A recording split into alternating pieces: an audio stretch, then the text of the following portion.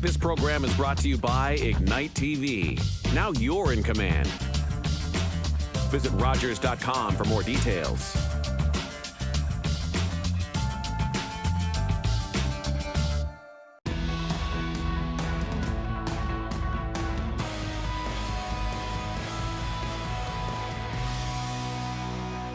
What's up, everybody? Welcome back to another episode of QuaranTV. You know, the sports show we've been doing from the basement of our houses since we've all been in lockdown. We hope everyone's being safe right now. Everything's going good. Things are starting to move forward here in the province of New Brunswick, but let's just get right into it. We've got a very special guest today. Joining me, General Manager and President of the St. John Sea Dogs, Trevor Georgie. Trevor, thanks for doing this, my friend. I know things have been busy. Things are a little different, but first and foremost, I hope you and the family are safe. Thanks, Chris. I appreciate it. We're here in St. John, and everything's great. So let's get right into it. The news signed out this week that you guys had signed Peter Reynolds to come to St. John this year. I mean, that's a big get for you guys. How long have you been working on that signing? I know that since the draft, he was a pretty player you guys have had your eyes on for a very long time, somebody you're very excited. So it must be pretty big news to have him here playing for the Sea Dogs. No question. I mean, Peter's an elite prospect. He was definitely in consideration as a first overall pick last year for the Q draft. It's been well before last year's draft that we were looking at that player as a potential fit for us. We knew that, great players have great options, and we knew he had been 4 years in the U.S., and then he had intentions to go to BC, to the BCHL, and then to BC after. But we never gave up on it. We stuck with it. I know that Peter had shared with me in a very short interaction that was indeed a dream of his growing up to play for the Sea Dogs, and that really stuck with me, and I wanted to stick with them and give him that window to try to fulfill that dream and be a part of this. And we're really happy to have Peter and his family with the Sea Dogs now. Well, that's great. I mean, with that signing, I have to ask, is this just the tip of the iceberg? Is this a sign of things to come for the St. John Sea Dogs with these additions?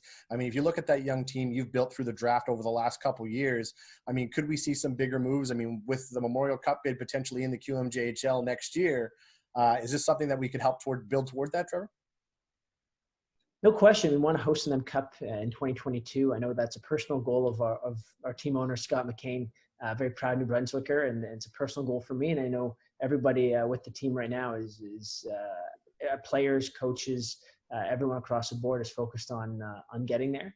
More moves will come. I know we have a few trades in the works to improve our team now and for the next few seasons. So we're going to look at everything to continue to build towards that year and take a step forward.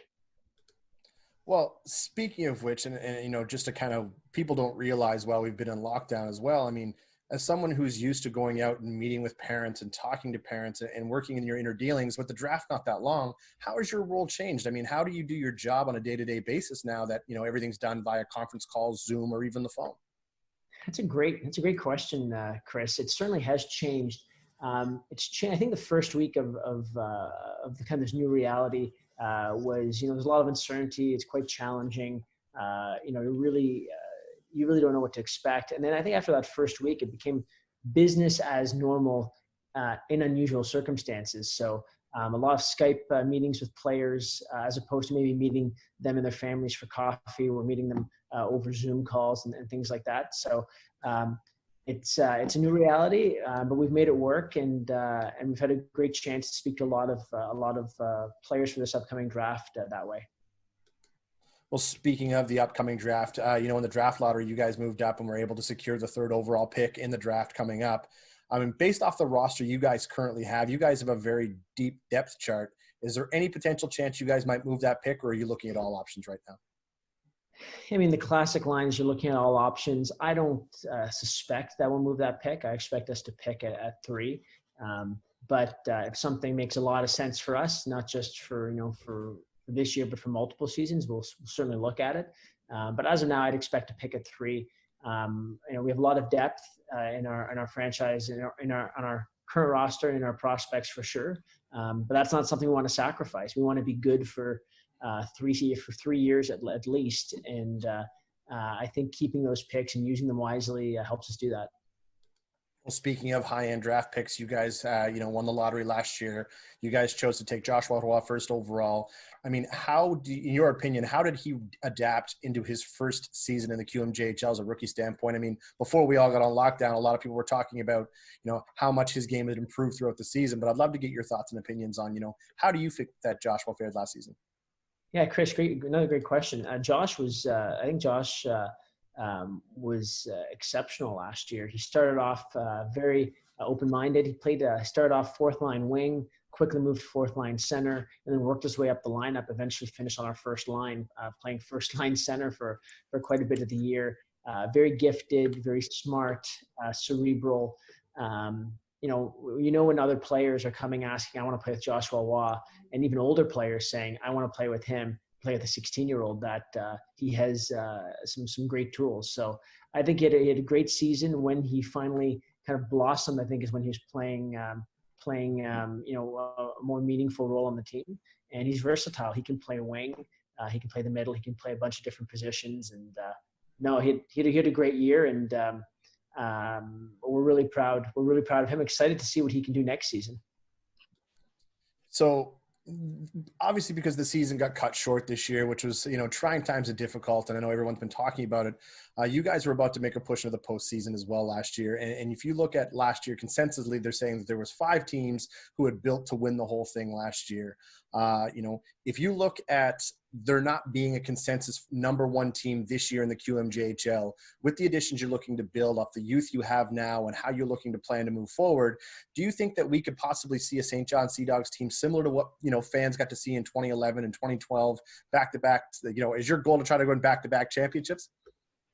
It's probably a bit early to tell. Our goal certainly is to win, back-to-back championships, whether that be this year and the next, or the 2022 and the following year. Maybe make a run for 3. Who knows? But of course. And if you look, Chris, at our cycle and as a team, and that just fundamentally, we call it the Sea Dogs Blueprint. We have a document that's really detailed on how we believe we should build teams and build championships. And for us, it's not about being competitive every year; it's about winning championships, and that's really clear. But if you look back after that run that you said, the 3-year run, the team went 16th, 17th, 10th, and then 3rd, and then 1st, and we ended up going to the Mem Cup in Windsor that year in 2017. Then after that, we went 17th, 18th, or 18th, 17th, 11th last year. So if you look at that cycle, the same trajectory is happening with this current group. But I think we're a pretty deep team. I think we could win. Yeah, I do think we could win back to back. I think we have a chance to win maybe 3 if we can keep our whole group intact. I like it. Looking to set up a dynasty in St. John. I think that's fantastic. I think it's good that way. I do have a question. I've talked to a lot of fans. I've been around the Q for quite some time, and a lot of, throughout this uncertainty, a lot of people are very curious about how you plan on addressing, the goaltending situation for you guys, with Boutillier graduating, Patnode coming into his 2nd season with a higher workload. I mean, is that something that you guys are confident in? I mean, how happy are you with his play? Is there something that you guys could see between the pipes? Yeah, I mean, Boots was exceptional for us last season. When we traded Alex Dorio 2 Christmases ago, and Boots came in, Alex was exceptional. Boots was really, really sharp for us. He was our MVP this year. Really, really, really good for us. I think that Noah has all the potential to be a starting goalie. It's probably too early to give him that right away next season. I think that's something that's probably in a platoon situation that makes no sense. There's a lot of goalies out there that are 19 and 20 that I think could be good mentors for Noah or share the duties. So we're going to look at getting a goalie in here to share those duties with Noah, and may the best goalie win. And I like that. You talked about the mentorship, and I don't think a lot of people realize how valuable it is for a young goaltender to come on in and kind of be thrown, trial by fire, if you would. But having a good mentor and a solid mentor, that's never a bad thing for our development. No, absolutely. We believe, fundamentally, I believe, our team believes that to win championships, you need 2 goalies, you need 2 starters, you need 3 first lines, and the 4th line needs to be as good as a 2nd or 3rd line. You need 4 top pair defensemen, not just 2. So there's there's a lot of things that I think you need over the course of a championship season. And having Noah and another goalie push each other for the starting job, I don't think can hurt. So last year, there was an interesting move made, and I talked to you about it previously before in regards to you guys had made the decision and you guys had signed Anderson McDonald last year. How happy were you with Anderson's play? I mean, being able to play at home in front of his friends and family. I've talked to Anderson. He was extremely excited to get there. You had to have been pleased to see him come on here and do what he did for your roster. Yeah, first I'd like to defend Anderson, actually first and foremost, because I think that when a player moves to a number of different teams, and anytime you're a highly touted prospect in the Maritimes and in the Q, I think you're subject to a whole lot of undue criticism. And when you talk to people around the league and some people that knew a lot about hockey and some people that were casual fans, I think everyone, unfortunately, had an opinion on Anderson. And our opinion was clear from meeting Anderson that he's a really good person, a really good young man, a quality person, and a very talented hockey player. So he was someone that most definitely we wanted to take a chance on, and we thought of it as a pretty low risk chance. And he played really well for us throughout that second half. So that's what I can say about Anderson. That we were proud of his efforts. He looked really happy to be here as a Sea Dog, and we enjoyed having him. Well, I mean, and you've got the offensive punch that Anderson McDonald brings on the ice as well. And I mean, again, I've been covering the Q for many years now, and you are right. He's an absolutely exceptional young man. We've had the pleasure of talking to him many, many times, and it's unfortunate, but it's also the world we live in where, of course, anybody with a keyboard has an opinion. So it's, great words spoken to him. And like I said, he's a great kid. And I love seeing him not that far from Moncton again, because we cover those games on Rogers. So I've made the trip to St. John to see him a few times as well. I want to go back quickly just to kind of touch on your signing with Peter Reynolds again, only because you guys have such a great track record at signing NCAA committed players. And I want to know what it is about your organization that makes it such an attractive market for these players to come on in and want to play. I go back to ownership. I mean, I said earlier this week, I think we have the best owner in the CHL. I'm obviously biased, but Scott treats all of us who work for the team and our players like family. And for me, it comes down to that. He's the common denominator in all of this. He's been our majority owner and single owner now for 15 seasons. And how we recruit players, St. John's not the right fit for everyone. It's not a one-size-fits-all proposition. So there are certain players that we are strong in our convictions, like Peter, like some others that we think this is the absolute best fit for them. And there's some players that it may not be the perfect fit. So we identify the players that we believe St. John is the right fit for, and then we go aggressively after those players, because you'd be hard to convince us otherwise. If we think St. John's the best fit for them, then you'd be hard pressed to convince us otherwise. So I also think we take an approach that is probably a softer approach than most. It's not an entitled approach. We don't expect just because we draft you, you're going to show up. It's a reciprocal approach, and I think that's important. Again, great players have great options, and we believe strongly in our option here in St. John. And I think that's why we've had success. You talk about those options, and you're absolutely right. I mean, there's no consensus CHL over the USHL league or any other elite leagues as well. I mean, there's such competitive nature. There's some great players coming out of the USHLs now. It is a tough market. So I tip my cap to you guys and the entire organization, because you are right with all the options out there, and not everybody's the right fit. So, kudos, and I tip my cap to you for doing that.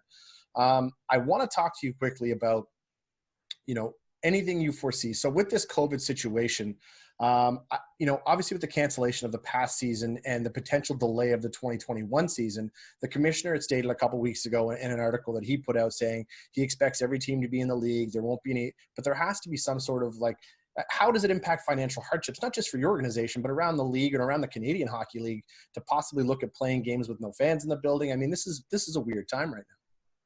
Yeah, I think there's going to be challenges across the board for not just junior hockey, but sport, period, sports and entertainment. I mean, I think people You look at the economy, discretionary spending is going to be much lower if you have unemployment rates as high as they are projected to be. Local businesses that we count on for support and work with. I know some of them will be challenged to function and even just open up their doors. There's definitely going to be challenges. I think that I'm an optimist. There's going to be a season next year. I know we've looked at a number of different scheduling options. So you have anything from a 68 game schedule to a 36 game schedule and everything in between. There's potential to do, percentages of capacity that it could allow us to start the season earlier, but then not allow as many fans in, which I actually think makes a season ticket more valuable, because if you're only allowed 2,000 fans in a 6,000 person building, you want to make sure you get your season tickets.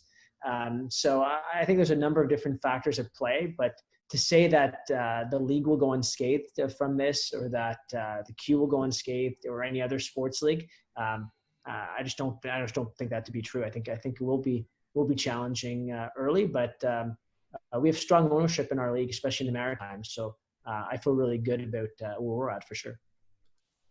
And as a follow-up to that, I mean, there was a great interview that also dropped this week with the president of the Canadian Hockey League, Dan McKenzie, and he talked to Sam Cosentino on Sportsnet. And the one thing that stood out for me was that he said he's expecting teams to prepare to be ready for September, which, again, because nobody seems to know exactly what's happening. And it's not just junior hockey. It's not just hockey in general. It's sports in general that, again, nobody seems to know. But it looks like things are not going to go back to normal, but it looks like we could see some sports on the horizon. Are you prepared, if everything's ready to go, to have everybody on the ice in September? I'm prepared to have everybody on the ice in August. I like it. We're ready to go. We've done a Zoom call with our players to catch up with them. We're going to keep in contact with them. We're telling our players to be ready for normal training camp and be ready to go. So like September, great. August, great. If they want to start in July, perfect. We'll be ready to go. I'm itching to get back, and I know our guys are too. I'm sure you are, Chris, too. Oh man, I used to criticize it a little last year, saying I spend way too much time at the rink. But now that I haven't been there in forever, I don't even know what to do with myself. I know obviously in Moncton we were looking at a long playoff run on Rogers, so that kind of got cut short from us, so we haven't really had a chance to enjoy it. But you're absolutely right. One of the other things too, Trevor, is that, and I've brought this up to you before, and I thought it was such a great answer. When I'd asked you, you seem to do a great job at keeping your fans engaged in everything that seems to be going on with the organization. Everything from jumping on the board at times to have conversations with them, to welcome them in, to have these chats. How valuable is that to get the input from your season ticket holders, from your fans? I mean, these are the guys paying the tickets. These are the guys coming into the building. So why is it so valuable to you to make sure you keep them in the loop? I think it's super valuable. I mean, they're the ones that are paying to come watch your product. And, apart from your owner that is writing checks every year for the team and supporting this team with his heart and with his pocketbook, your fans are doing the same thing and at a different scale. So I think it's super important. I like it. I enjoy it. You're always going to have, I think, 80% of fans that are supportive and agree. You're always going to have a very vocal 20% that don't agree with what you're doing, but that's what sports is. It's fun to debate. It's fun to discuss those things. And I think it's incredibly valuable, and we keep trying to come up with ways to engage them. I know we've started off Monday Night Mic'd, which is a Monday night show live on Facebook. We've had, I think it speaks to our organization too. Jonathan Huberdeau, Thomas Chabot, Joe Valeno, Mike Thomas, all these guys have very quickly put up their hands saying, hey, can we be on it? We'd love to be on it. So when you have alumni stepping up like that, it's special too. No, I love doing it. Anything we can do. I've had fans message me when Peter Reynolds' announcement came out. I've had fans message me on Instagram, Twitter. I've gotten emails. I really appreciate it, and I really appreciate them. And I think it's a perfect. I think it's a perfect time right now when people are starved for content to just keep engaging and sharing ideas with our fans. As a general manager, of course, you're taking these calls throughout the year, and you're looking at potential moves to make your teams better. With everything that just took place, and of course the announcement that took place that there won't be any compensation for the teams that did go on, and it's unfortunate. But overall, in your situation, do you think this is going to possibly set back a little bit when it comes to teams making acquisitions or making deals at the deadline, to talking about futures and anything along those lines? Do you think something like that could be set back?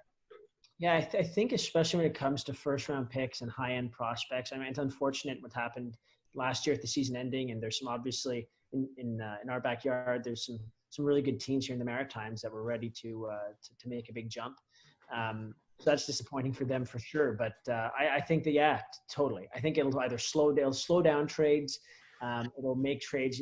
I know that I won't be making a trade for a 1-year player if I don't have very clear compensation if that player doesn't show up. So I mean, that's just non-negotiable, I think, in the new reality we live in. And if we were living in the same reality 3 years from now, 4 years from now, when we're starting the cycle back over, I would expect the very same thing on the other end, that teams would want to have some protection built into the trade should there be anything unforeseen. So we already do quite a bit as a team in our trades, stagger deals and structure them in ways that can protect us from various milestones or things like that.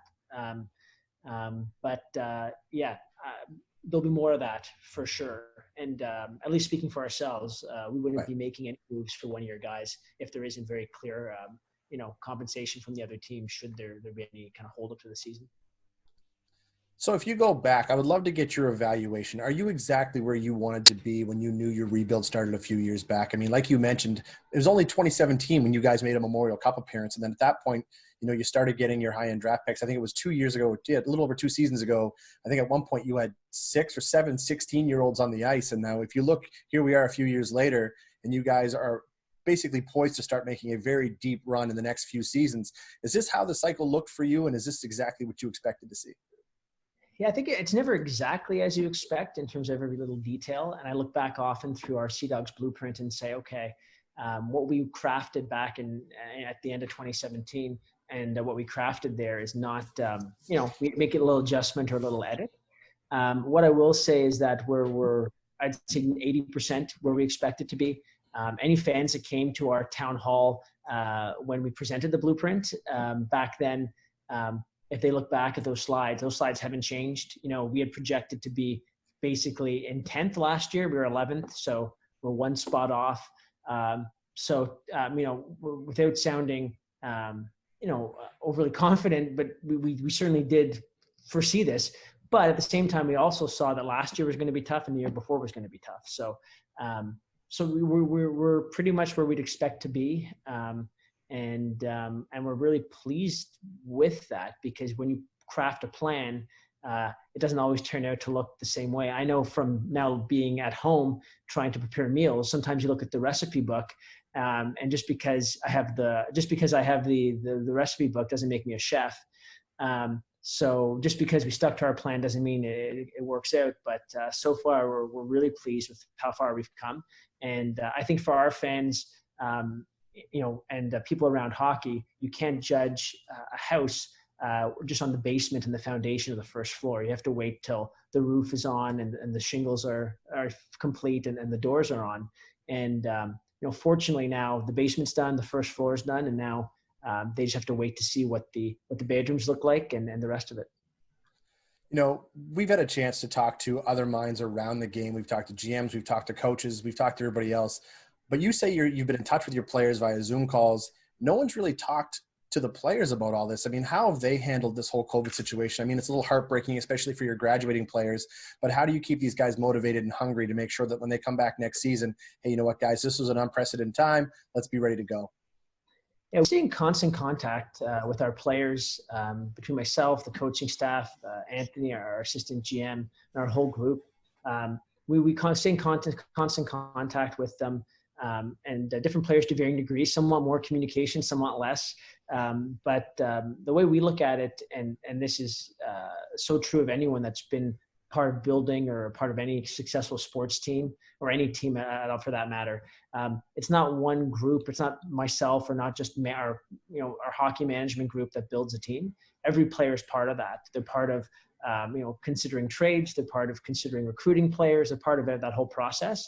So to leave them in the dark with all this going on is unfair to them. So we keep in touch. We text. I know that our skills coach, Stefan Legion, our assistant coach, has been sending videos to the players weekly now with stick handling drills and things like that to work on, stay sharp.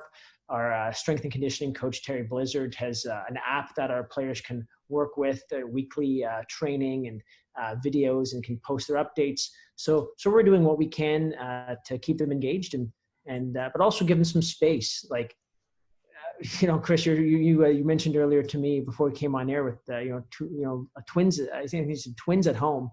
For these players that have been away from home and don't always have a lot of family time, I think we're encouraging them to enjoy the time with family. It goes by real quick. And it's crazy how social media has impacted and allowed you to stay connected and stay in touch with these guys. I mean, social media has become such a huge platform. Generally, we have players on Instagram. It's been great to just communicate with our guys. We had I think last season was the first season we had some players submit their training camp form scans through Instagram direct messages. So that's pretty unique, right? That's and I think that also helps that we're probably a younger front office. We grew up with very similar in a similar space. So it's unbelievable. But it's fun seeing our guys connect, and it's fun. I always think back to when we'll talk to our players about a certain key message. We'll often talk about trusting the process, and I'll often see our guys on Instagram or Twitter post something, hashtag trust the process. And for us, it's certainly affirmation that they're listening, because if they're willing to put it out to their social media following, then it must have resonated with them. That's great. So Trevor, the last thing I'm going to ask you before I let you go, and that is obviously when the season's ready to go, when it comes to a junior hockey team and acquiring sponsorships and things along those lines, I mean, does this now pose a bit of a challenge for teams to have other companies jump on board, or do you think we can get back to status quo here shortly? I think we can get back to the new status quo. I think that there'll be challenges. I think we have to be understanding of partners that are financially challenged this year, but the ones that have stuck with us for many years to find creative ways to make it all work. But I also think that people are going to be, as long as it's safe, I think that people are going to be pretty excited to get back to that feeling of normal and that feeling of junior hockey and the feeling of a Saturday night at the rink. So I think there's ways too that we can get creative and work with partners to drive revenue for their business and have all of us, come out of this as best as we possibly can. Trevor, I want to thank you so much. As always, my friend, I mean, it's always a pleasure to talk to you. So thanks for taking time out to talk to us here today. I'm looking forward to seeing you at the rink absolutely as soon as possible. I can't wait to see what you guys do here in the next couple of weeks.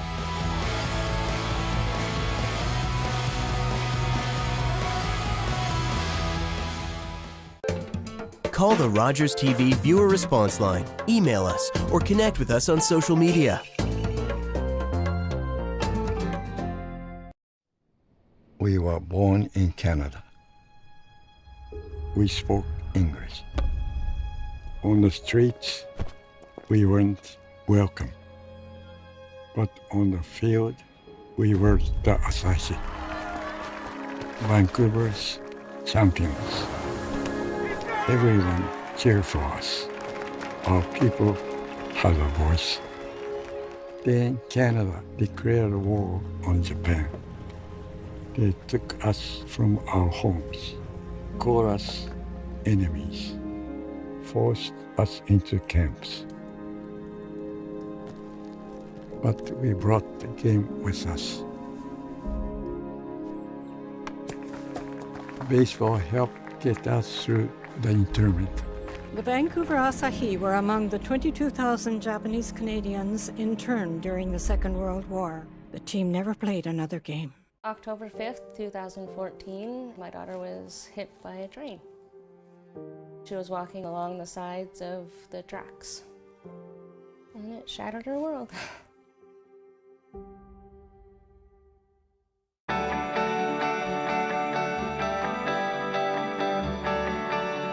This is Rogers TV, New Brunswick.